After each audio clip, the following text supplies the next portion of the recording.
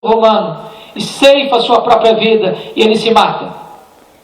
2 anos depois, anos 70, a rebelião em Israel torna-se insustentável, inadministrável. E Tito cerca a cidade de Jerusalém. Tito invade a cidade de Jerusalém. Queima o templo, destrói a cidade, arrasa os muros, mata milhares de judeus e cristãos e dispersa os judeus para a maior diáspora da história, desde o ano 70 até 14 de maio de 1948, quando Israel é restabelecida em seu território como nação independente. Nesse tempo, nesse mesmo ano, ano 70, Tito Vespasiano inaugura o Coliseu Romano em Roma. E na festa de inauguração de 100 dias, foram mais de 10.000 crentes mortos com requinte de crueldade, enrolados em peles de animais, para os cães morderem, para os touros pisarem, para os leões esfaimados da Líbia devorarem. Os crentes eram mortos pelas espadas dos gladiadores, eram mortos apaulados, afogados e queimados vivos nas praças. Um banho de sangue, uma perseguição crudelíssima está se espalhando por todo o império.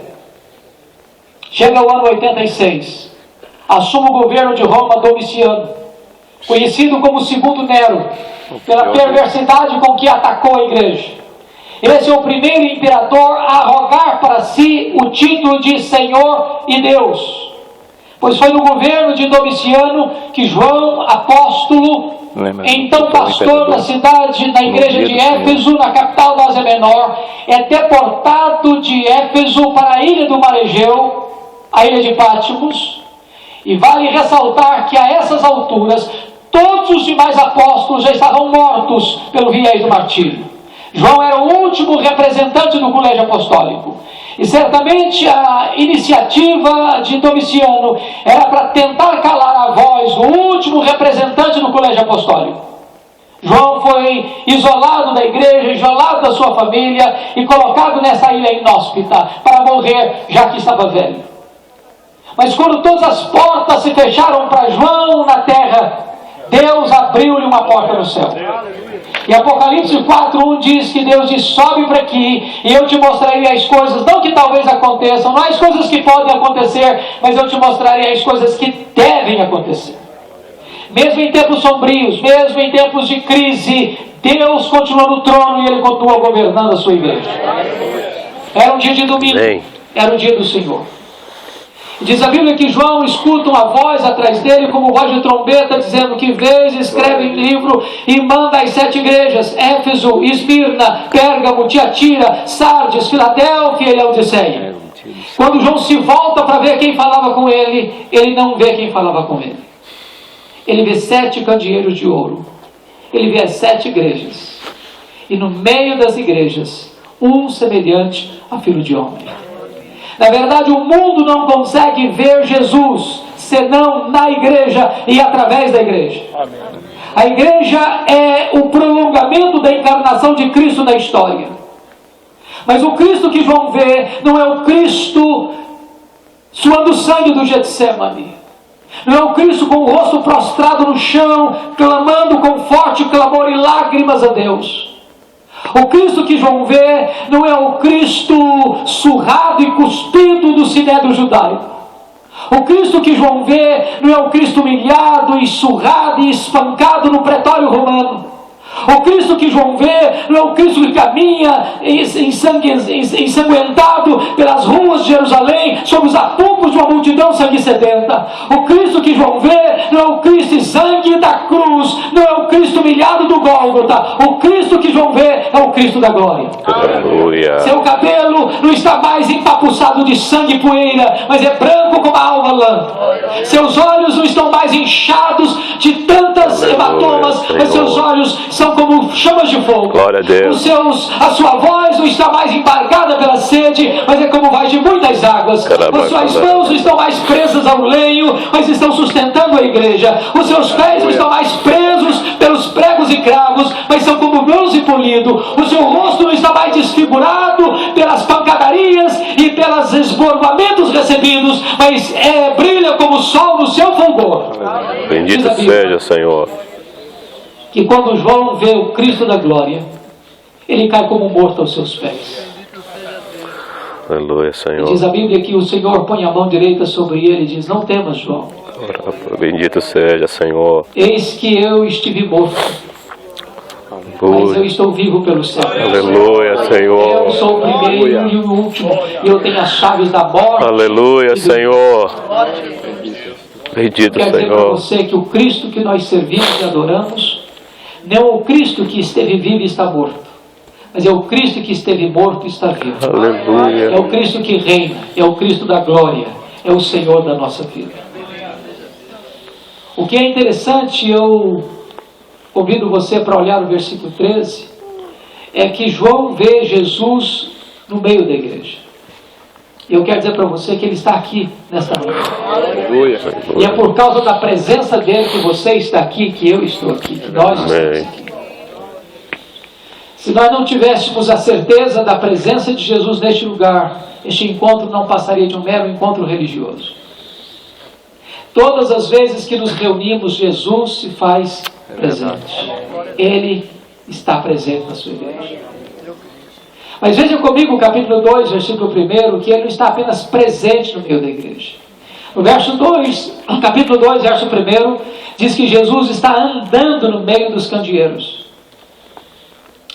E você pode perguntar, mas ele está fazendo o quê? Ele está sondando a igreja. Ele está examinando a igreja. Ele está exortando a igreja. Ele está corrigindo a igreja. Ele está disciplinando a igreja. Ele está fazendo promessas à igreja. Eu quero dizer para você que Jesus está andando aqui para conhecer o seu coração, para examinar a sua alma, para ver a sua história. Reprovando muitos irmãos. E é curioso que nessas 7 cartas há um estribilho repetido em todas elas. O estribilho é este: eu conheço. Eu conheço. Eu conheço. Eu conheço. Eu conheço. Eu conheço. Eu conheço. Amém, Senhor. Para 5 dessas 7 igrejas, Sim. Jesus usou a mesma expressão. Arrepende. Para a igreja de Éfeso, para a igreja de Tiatira, para a igreja de Sardes, para a igreja de Filadélfia, para a igreja de Laodiceia: eu conheço as tuas obras. Jesus sabe quem é você e o que você está fazendo. Aquilo que seu pai não sabe, ele sabe. Aquilo que a sua mãe não sabe, ele sabe. Aquilo que a sua mulher não sabe, ele sabe. Aquilo que seu marido não sabe, ele sabe. Aquilo que a sua igreja não sabe, ele sabe. Nada pode ser feito escondido daquele cujos olhos são como chamas de fogo. Amém, Senhor. Para a igreja de Esmirna, a mais pobre igreja da Ásia, Jesus vai usar a seguinte expressão: eu conheço a tua tribulação e a tua pobreza. Quer dizer para você que Jesus conhece as suas noites indormidas, as suas madrugadas insônias, as suas angústias profundas, as suas lágrimas quentes. Ele conhece o aperto que vai no seu peito. Ele conhece as dores profundas do seu corpo e da sua alma. Ele conhece a tua tribulação. E Jesus nos choca, porque a avaliação que ele faz muitas vezes é oposta à nossa. Ele se dirige à mais pobre igreja da Ásia, a igreja de Esmirna, e diz: eu conheço a tua pobreza, mas tu és rico. Qual a opinião que você tem de uma igreja rica? Talvez uma igreja que tenha muitos membros? Talvez uma igreja que tenha um templo suntuoso? Talvez uma igreja que tenha um orçamento robusto? Talvez uma igreja que tenha muitos membros e influência na sociedade? Pois Jesus Cristo olha para essa menor igreja e mais pobre igreja e diz: tu és pobre na terra, mas tu és rica no céu. Tu és pobre na opinião dos homens, mas tu és rica na avaliação do céu. O que importa não é ser grande na terra, o que importa é ser conhecido no céu. Aleluia, Senhor. O Senhor Jesus se dirige à igreja de Pérgamo e diz: eu conheço o lugar onde tu habitas, onde está o trono de Satanás. Por que Jesus Cristo disse isso em relação à igreja de Pérgamo? Pérgamo era a segunda maior cidade da Ásia Menor. Só perdia para Éfeso, a capital. E Pérgamo foi chamada de sede do trono de Satanás, pelo menos por 2 razões. Primeiro, porque quando se estava disputando no Império Romano qual cidade da Ásia construiria o primeiro templo de adoração ao imperador romano, Pérgamo ganhou a concorrência com Éfeso. E constrói o primeiro templo de adoração ao imperador como Deus. E o que Jesus está nos ensinando é que qualquer adoração prestada ao homem é um culto satânico. Porque o humanismo é satânico.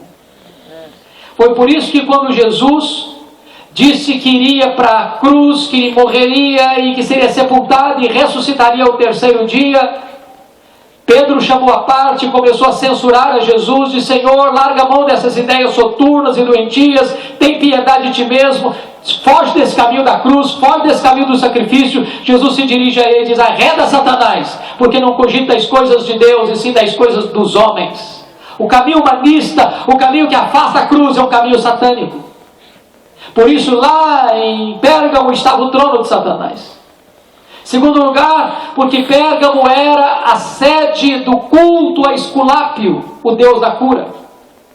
Pessoas vinham do mundo inteiro a Pérgamo para receberem cura deste ídolo chamado Esculápio, representado por uma serpente. É por isso que até hoje, quando você vai ao seu médico, você vai ver no seu jaleco branco uma serpente desenhada. Isso vem de Pérgamo.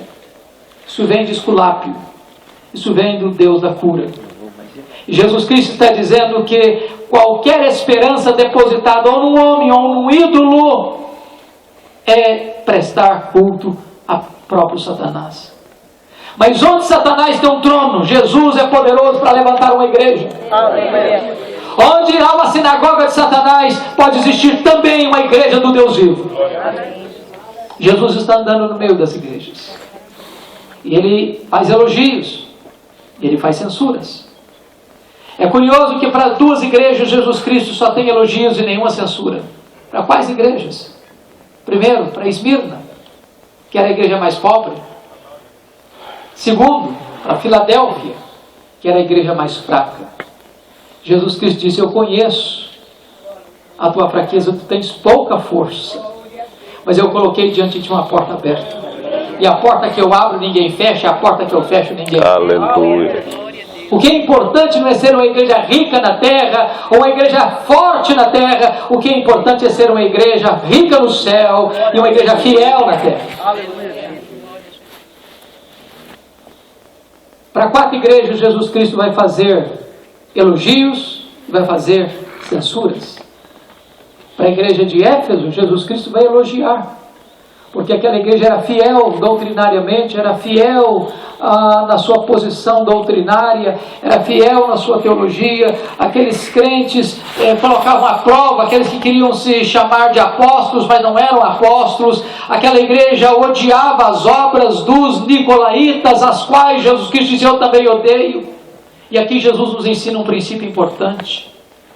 Uma igreja jamais pode agradar a Jesus se ela transige com a verdade, se ela negocia os absolutos da verdade.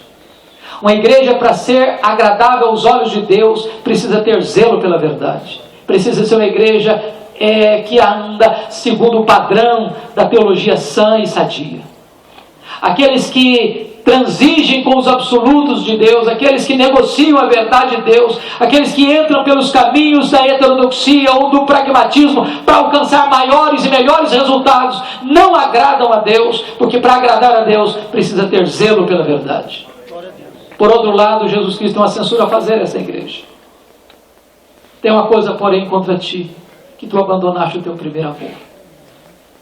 Talvez, irmãos, no próprio zelo pela teologia, ou na própria defesa da verdade, ou na própria luta pela ortodoxia, uma igreja pode correr o risco de perder a piedade. Há muitas igrejas hoje onde você não vê heresia, mas também você não vê piedade. Você não vê pregação com mensagens distorcidas ou divorciadas das Escrituras, mas você não vê também plenitude do Espírito Santo de Deus. Eu vou lhes dizer que ortodoxia morta mata.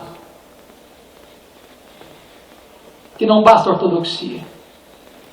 É preciso ter plenitude de vida. É preciso voltar ao primeiro amor. É preciso ter luz na cabeça, mas é preciso ter fogo no coração. É preciso ter conhecimento, mas é preciso ter poder. Nós não podemos nos conformar com a igreja apenas ortodoxa. Há muitas igrejas ortodoxas hoje que estão morrendo, estão minguando, estão áridas como um deserto. E o Senhor Jesus disse para a igreja de Éfeso: eu tenho uma coisa contra ti. A despeito de tu teres zelo pela verdade, tu não estás andando em amor. A paixão por Deus acabou. O entusiasmo pelas coisas de Deus cessou. Há um amor-lidão espiritual. Há um marasmo espiritual. Há uma sequidão espiritual. Jesus se dirige à igreja de Pérgamo. E Jesus elogia aquela igreja. Porque na igreja de Pérgamo tem gente tão piedosa a ponto de morrer por Jesus. Antipas, o líder da igreja, foi martirizado. E os historiadores afirmam que ele foi carbonizado dentro de um boi de bronze, encandecido. Por outro lado, nesta mesma igreja, tem gente transigindo com a verdade de Deus, flertando com o mundo, seguindo as doutrinas de Balaão e vivendo uma vida imoral. Quando eu ando pelo Brasil afora, eu recebo constantemente a seguinte pergunta: qual a avaliação que o senhor faz da igreja evangélica brasileira? Às vezes a pergunta é mais direcionada: como é que o senhor está vendo a igreja presbiteriana do Brasil? Ou às vezes a pergunta é mais específica: como é que está a igreja que o senhor pastoreia? E a minha resposta é sempre a mesma. Eu respondo assim: vai muito bem, vai mais ou menos, vai muito mal. Sabe por que eu respondo assim? Porque numa mesma congregação, numa mesma igreja local, tem gente cheia do Espírito Santo de Deus, tem gente capengando na fé, tem gente retrocedendo na fé, tem gente andando com Deus, e tem gente vivendo em pecado, numa mesma congregação. Assim era Pérgamo. Uma igreja com o coração dividido, uma igreja flertando com o mundo, uma igreja querendo ser semelhante ao mundo. Mas Jesus se dirige à igreja de Tiatira. E é curioso que Jesus elogia a igreja, porque agora, quando escreve, essa igreja tem mais fé, mais obras e mais amor do que lá no começo. Mas Jesus diz: eu tenho uma coisa contra ti, que toleras esta falsa profetisa Jezabel, que está induzindo o meu povo à prostituição. Notem isso, a igreja de Tiatira era exatamente o contrário de Éfeso. Éfeso tinha doutrina, mas não tinha amor. Tiatira tinha amor, mas não tinha doutrina. Nós poderíamos ser a igreja mais acolhedora da cidade. Nós poderíamos ser a igreja mais amigável da nação. Nós poderíamos ser a igreja de maior celebração, de maior festa espiritual, onde a comunhão fosse um ponto forte da igreja. Mas se na comunhão não tem verdade, não tem palavra de Deus, não tem integridade doutrinária, também essa igreja não agrada a Deus.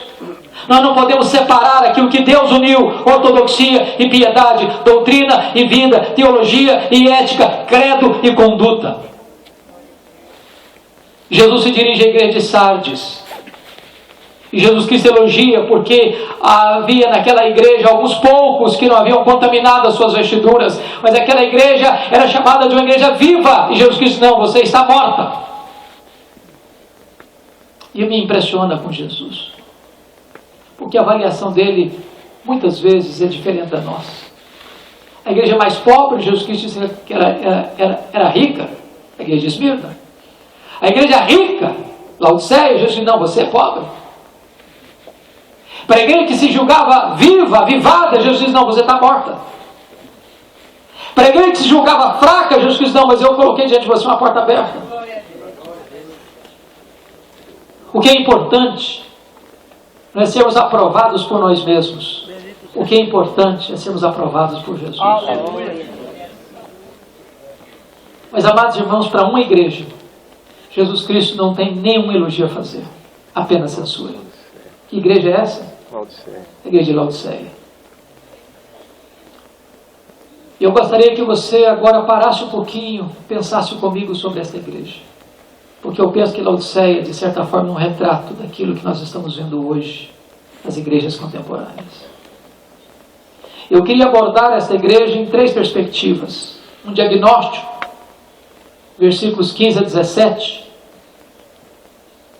Um apelo, versículos 18 a 20. E uma promessa, versículos 14, 21 e 22. A primeira coisa que Jesus Cristo vai fazer nesta igreja é um diagnóstico. E o que me impressiona é que Jesus Cristo, ele é um comunicador sem igual na história. Ele lia o texto e lia o contexto. Ele conhecia a teologia, conhecia a cultura. E ele não pregava sem antes perceber a necessidade do povo. Eu não sei se você já parou para perguntar por que Jesus usou as figuras que usou nesta carta. Por exemplo, por que ele se referiu a frios e quentes? Conheça as tuas obras, que nem és frio nem quente. Quem dera fosses frio ou quente, porque tu és morno, estou a ponto de vomitar da minha boca. Por que Jesus usou a figura das roupas brancas? Por que Jesus usou a figura do ouro puro? Ou por que usou a figura do colírio? É importante entender isso. Vamos entender o primeiro ponto. Se você for para o seu mapa bíblico, você vai notar que havia 3 cidades muito próximas umas das outras. Às margens do rio Lico, na mais fértil região da Ásia Menor, hoje Turquia. A cidade de Herápolis, a cidade de Colossos e a cidade de Laodiceia. Essas 3 cidades estavam tão próximas que quando Paulo enviou sua carta aos Colossenses, está escrito no capítulo 4, ele pede que a mesma carta fosse lida na igreja de Herápolis e na igreja de Laodiceia, porque eram a mesma região. E Herápolis era mundialmente conhecida naquela época e até hoje pelas suas fontes de águas quentes. Havia lá uma montanha, uma rocha calcária branca, chamada Castelo de Algodão, onde as águas brotavam quentes e iam formando cascatas em piscinas naturais. E pessoas vinham do mundo inteiro para tomar banhos terapêuticos na cidade de Herápolis. Era a nossa Caldas Novas brasileira. Do outro lado do rio Lico ficava Colossos, também mundialmente conhecida pelas suas fontes de águas geladas, de águas frias, também terapêuticas. As pessoas vinham se banhar ali para cuidar da sua saúde.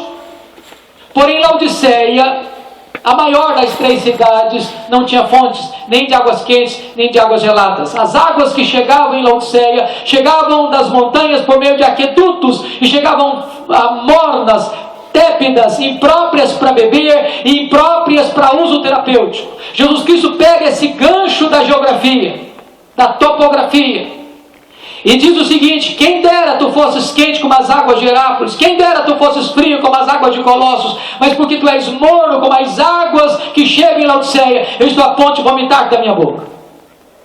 Por que Jesus Cristo usou a figura do ouro? Porque Laodiceia era o maior centro bancário da Ásia Menor. Todo o ouro explorado na Ásia era processado em Laodiceia e dali exportado para o mundo. Era uma cidade riquíssima. Tanto é fato que no ano 47 da era cristã aconteceu um terrível terremoto na região. E Herápolis e Colossos nunca se recuperaram do terremoto. Laodiceia reconstruiu a cidade sem precisar usar recursos do Império Romano. Jesus Cristo vai usar essa figura. Aconselho que de mim compres ouro refinado pelo fogo para te enriqueceres. Não basta ser rico de prosperidade, é preciso ser rico para com Deus. Por que Jesus usou a figura, por exemplo, das vestes brancas? Porque Laodiceia era o maior centro têxtil da Ásia Menor. As fábricas de tecidos se multiplicavam em Laodiceia. Era mundialmente conhecida a lã negra. Jesus Cristo diz: vocês se orgulham das suas fábricas de roupas, mas vocês estão nus espiritualmente. Eu aconselho que vocês comprem de mim roupas brancas para te vestir. Por que Jesus usou a figura do colírio? Porque Laodiceia era o maior centro oftalmológico da Ásia Menor. Em Laodiceia havia muitas clínicas oftalmológicas, havia um remédio quase milagroso na região chamado pó frígio. E Jesus Cristo diz: vocês se orgulham das clínicas de oftalmologia de vocês, mas vocês estão cegos espiritualmente. Eu aconselho que vocês comprem de mim colírio para ungir os teus olhos, a fim de que vejas. Jesus Cristo está fazendo um diagnóstico da igreja. E o que me impressiona nesse diagnóstico não é o que Jesus Cristo vê, é o que ele não vê. O que Jesus não viu nessa igreja? Em primeiro lugar, Jesus não faz nenhuma denúncia de heresia na igreja de Laodiceia. Havia ameaça de heresia na igreja de Éfeso. A heresia já havia chegado na igreja de Pérgamo. A heresia já havia chegado na igreja de Tiatira. Mas não há denúncia de erro doutrinário, de desvio doutrinário, de falsos profetas, de falsos apóstolos, de doutrina de Balaão, de doutrina de Jezabel na igreja de Laodiceia. Diríamos hoje que a igreja de Laodiceia era uma igreja ortodoxa. Pense comigo, essa igreja fiel doutrinariamente está provocando náuseas no Senhor Jesus. Ortodoxia boa, necessária, inegociável, insubstituível. Mas só ortodoxia não basta. Segundo, o que Jesus Cristo não vê. Não há nenhuma denúncia de Jesus de imoralidade na igreja de Laodiceia. Havia imoralidade na igreja de Pérgamo.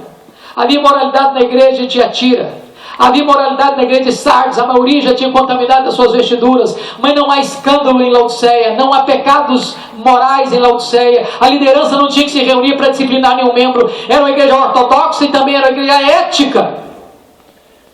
Agora pense nisso, a igreja ortodoxa e ética está provocando náuseas no Filho de Deus. Terceiro, não há nenhum sinal de pobreza na igreja de Laodiceia. Era uma igreja rica. Aliás, a melhor coisa que tinha na igreja era a opinião que ela tinha de si mesma. A igreja se olhava no espelho e dava nota máxima para si mesma. Ela batia palmas para ela mesma. Ela em coro cantava o hino com um grande és tu diante do espelho. Isso é para chorar. Ela dizia, eu estou rica e abastada, eu não preciso de coisa nenhuma. É para chorar, não é para rir. Mas Jesus disse, não, tu és pobre, miserável, cego e nu. Meus amados irmãos, eu acho que a teologia da prosperidade não faria nenhum sucesso em Laodiceia. O povo já era rico. E notem isso. Uma igreja ortodoxa, uma igreja ética, uma igreja próspera, mas está provocando náuseas no Filho de Deus. Quarto lugar, Jesus não vê nenhum sinal de perseguição na igreja de Laodiceia. A perseguição religiosa tinha chegado em Éfeso, a perseguição já tinha chegado em Pérgamo, seu líder já estava morto. O mundo estava em ebulição, a perseguição rodava o mundo inteiro na época, mas Laodiceia vivia em paz. Agora note isso, uma igreja ortodoxa, uma igreja ética, uma igreja próspera, uma igreja em paz, está provocando náuseas no Senhor Jesus. Se eu fosse alguém morando nessa região, nessa época, eu queria ser membro da igreja de Laodiceia. Ortodoxa, ética, próspera, em paz. A grande pergunta então se levanta, o que é que Jesus Cristo viu nessa igreja? Qual o diagnóstico que ele fez? Só existe um diagnóstico. O que Jesus Cristo viu nessa igreja foi falta de fervor espiritual. Olha para a igreja brasileira. O que você está vendo? Misericórdia. Aqueles que têm zelo pela doutrina estão áridos como um deserto. Aqueles que querem plenitude de vida espiritual e buscando avivamento abandonaram a sã doutrina. Olha o que está acontecendo na igreja evangélica brasileira, onde os escândalos se multiplicam.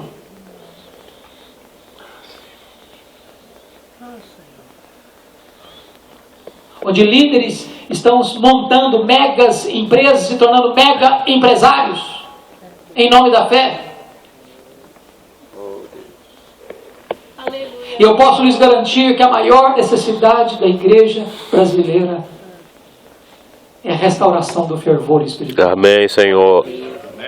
Precisamos voltar ao primeiro amor. Precisamos ter o coração aquecido. Precisamos que a nossa alma fique encandecida. Que o vento do Espírito sopre sobre as cinzas e reacenda essas frases. Precisamos de fervor espiritual. Precisamos de avivamento espiritual. Precisamos de volta para Deus. Precisamos de quebrantamento. Amém. Arrependimento. Amém. De sede, Amém. Precisamos de volta para a palavra. Amém. De restauração da vida de oração. Precisamos de voltarmos para Deus. Amém, Senhor. É assim mesmo. Amados irmãos,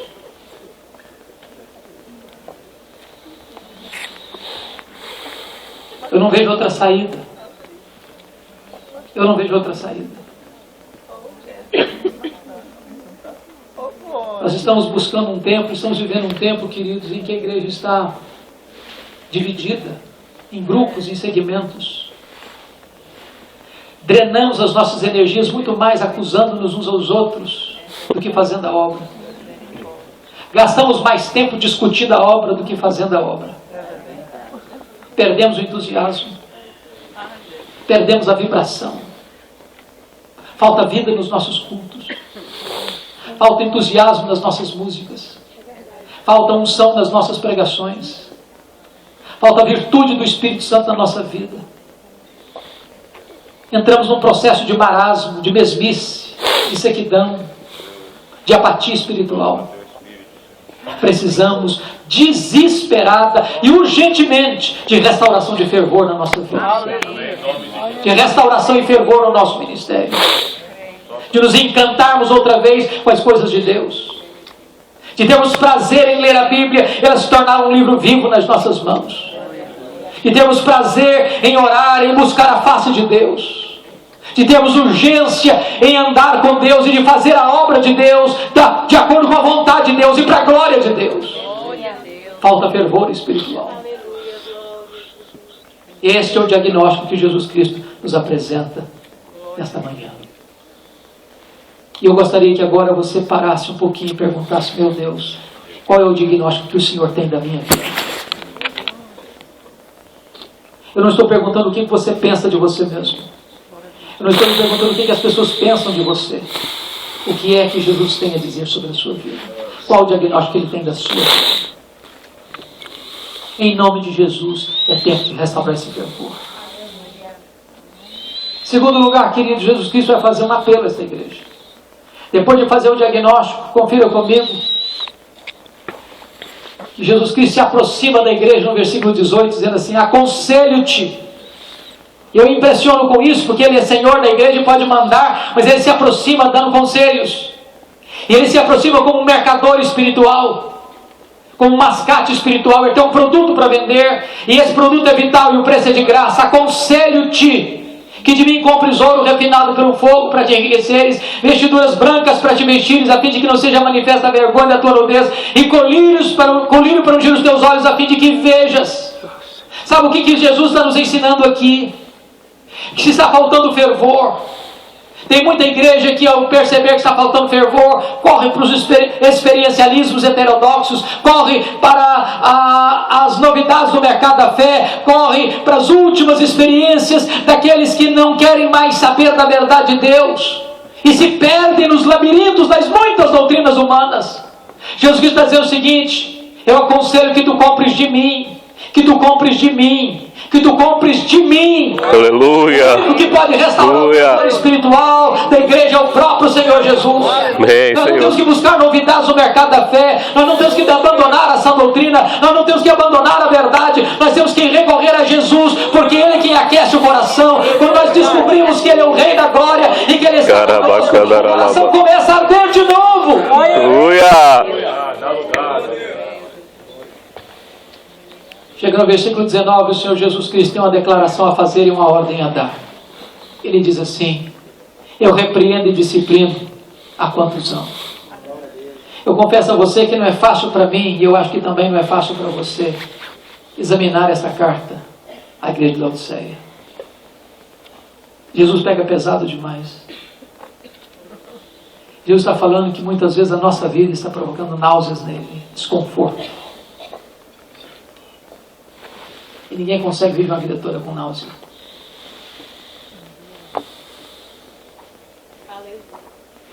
E Jesus Cristo está dizendo: eu estou fazendo isso com você, eu estou pegando pesado com você, porque eu não desisto de você, porque eu não abro mão da sua vida, porque eu não quero que você continue vivendo sem entusiasmo, nessa apatia espiritual. Eu quero que você conheça e experimente de novo o fervor que eu posso lhe dar.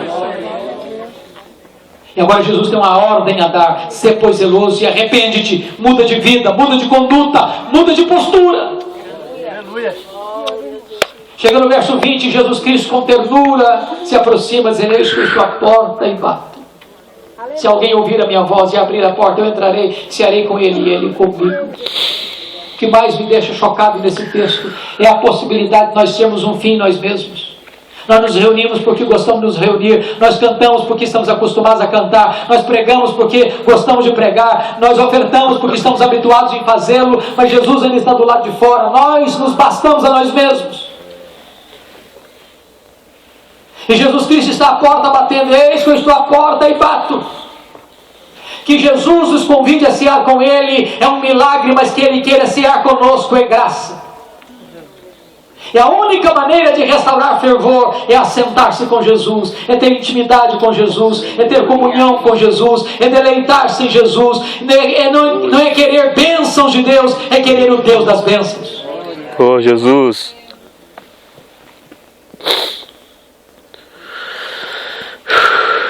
Depois de fazer este apelo, Senhor. Jesus Cristo vai fazer uma promessa. No versículo 14 ele vai dizer por que eu tenho competência para fazer a promessa. Ele diz: ao anjo da igreja em Laodiceia escreve: essas coisas diz o Amém. Ele está dizendo: eu sou a última palavra de Deus. Se você não me escutar, não tem mais esperança para a sua vida. Segundo, eu sou a testemunha fiel e verdadeira, porque o que eu prometo eu cumpro. Quando eu falo, eu faço. E quando eu faço, ninguém pode impedir minha mão de fazer. Terceiro, eu sou o princípio da criação de Deus. Significa que eu sou agente da criação de Deus. E se Ele foi poderoso para chamar à existência as coisas que não existiam, Ele é poderoso para restaurar o fervor espiritual no seu coração.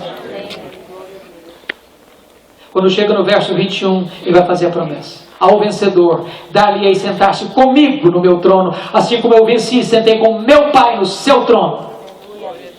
E é curioso que para uma igreja que se envaidecia pela sua riqueza, Jesus Cristo está dizendo: eu tenho coisa melhor que a riqueza para você, eu tenho o trono. Amém. E Jesus faz uma transição magnífica, saindo do verso 20 da intimidade da mesa, para o verso 21 da publicidade do trono. Quem se assentará publicamente com Ele no trono? Quem se assentou intimamente com Ele à mesa. É por isso que Jesus termina dizendo: quem tem ouvidos, ouça que o Espírito diz às igrejas.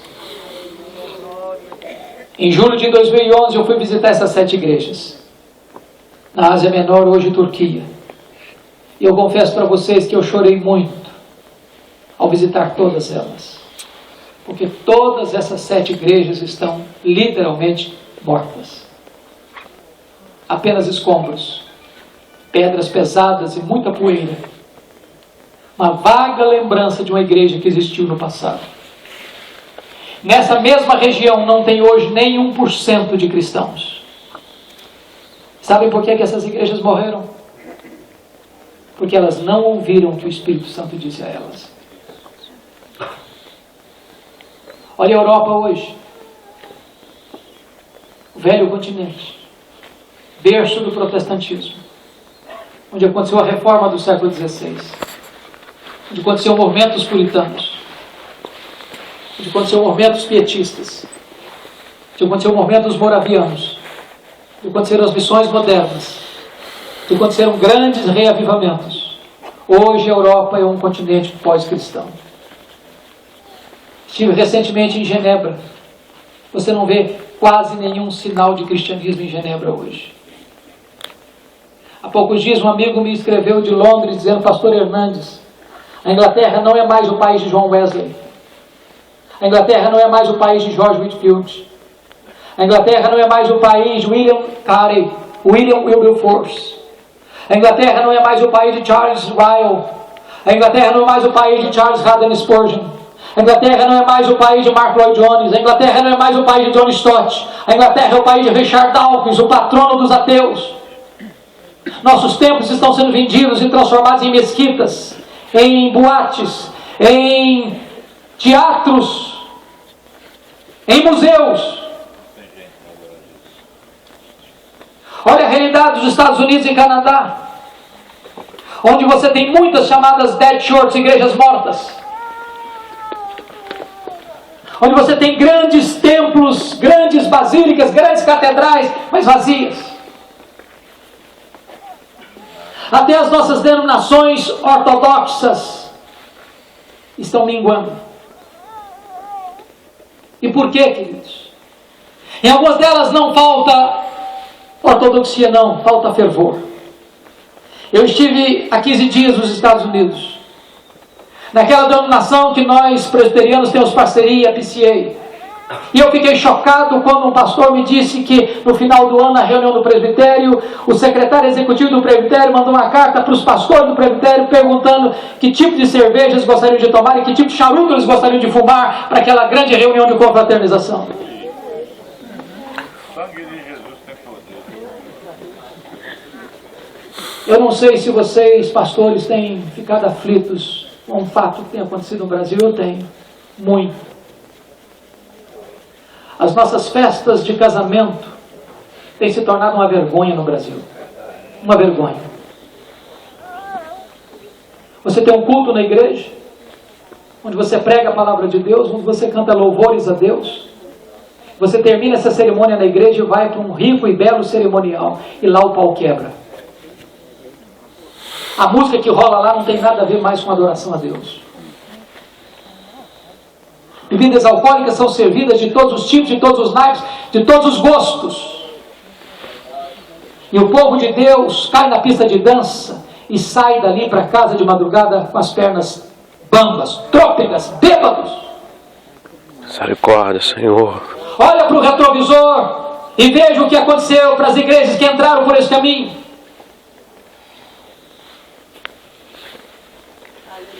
Olha lideranças que às vezes têm muito zelo pela ortodoxia, mas que vão para o bar da esquina e enchem a cara.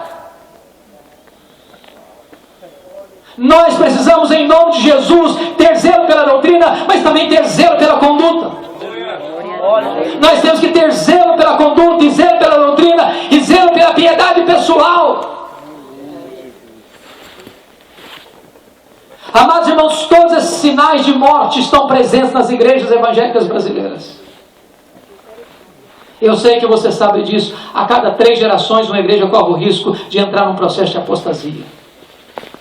A geração que saiu do Egito morreu no deserto. A geração que nasceu no deserto entrou na terra prometida. A terceira geração, diz a Bíblia, que não conhecia mais a Deus. Os nossos avós talvez foram mais crentes que os nossos pais. Os nossos pais talvez foram mais crentes do que nós. Talvez nós sejamos mais crentes que os nossos filhos. Se Deus não tiver misericórdia, a igreja dos nossos netos herdará. Talvez seja uma igreja apóstata. Que Deus tenha misericórdia de nós. Que Deus restaure o fervor no nosso coração. Oh Deus. Que nós não nos contentemos em apenas ser uma igreja ortodoxa. Que nós sejamos uma igreja ortodoxa sim, mas cheia do Espírito Santo de Deus. É tempo de restaurar o fervor. É tempo de restaurar o fervor no nosso coração. Que Deus nos ajude. Que Deus tenha misericórdia de nós. Que Deus acenda esta chama no seu peito. Que Deus inflame o seu coração. Que Deus traga você de volta para o melhor daquilo que você já experimentou no passado. Para que as maiores vitórias do passado sejam medidas mínimas daquilo que Deus vai fazer daqui para frente. Para a glória do seu nome. Eu quero orar com vocês. Se você anseia por esse fervor. Se você anseia por este reavivamento. Se você quer isso para a sua vida, para a sua família, para a igreja que você pastoreia, que você frequenta, para a sua denominação, eu quero orar com você e por você nessa manhã. Se você puder, fique em pé, por gentileza. Vamos orar.